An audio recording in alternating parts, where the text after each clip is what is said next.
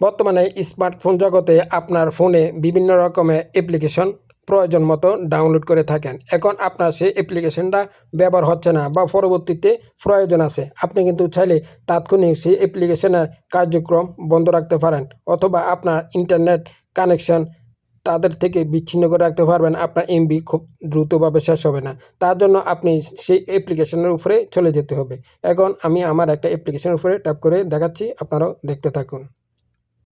তো এখন আমি আমার একটা ইমোর উপরে ট্যাপ করে দেব। তো ট্যাপ করে দেওয়ার পর বন্ধুরা এখানে দেখতে পাচ্ছেন আই বাটন অ্যাপ ইনফো, এটার উপরে ট্যাপ করে দিব।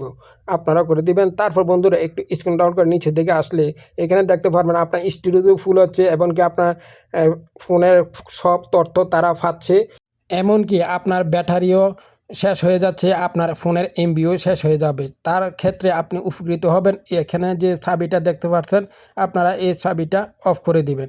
এতে করে আপনার ফোন থেকে কোনো কিছু হ্যাক হওয়ার সিস্টেম থাকবে না, আর আপনাকে অ্যাপ্লিকেশনটাও ডিলিট করতে হবে না। তো আমি আমার চাবিটা অফ করে দিয়েছি, আপনারা এটা চাবিটা অফ করে দিবেন।